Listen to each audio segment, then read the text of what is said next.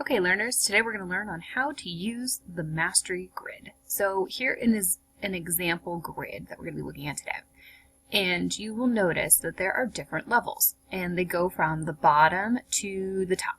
And level 1 is the recall section. This is where you're going to be learning whatever skill or scientific concept we're going to be learning for this unit.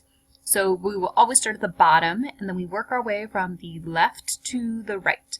And how this reads is you will start in level 1A.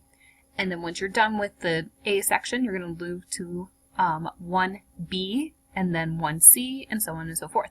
Once you reach to the last column on a level, there will be an assessment of some sort. For levels 1 and 2, there is a quiz, and you must get a 3 or higher in order to advance to the next level. Level 3 is strategic thinking, and this is where you are going to take your test for the whole unit for levels 1, 2, and 3. And this is the end section for everyone.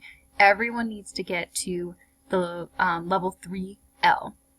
Now, if you do master the test and we are still in this module, you can advance further into level 4, which is extended thinking. This is where you are going to go a little bit more above and beyond of the standard that I want you to master. And if you finish level 4, then you can go on to level 5, which is enrichment. Sometimes I will have something for you, or sometimes I will let you kind of explore your thinking on your own and have it approved by me. So this is the general idea of how to use a mastery grid. If you have any more questions, please don't hesitate to contact me.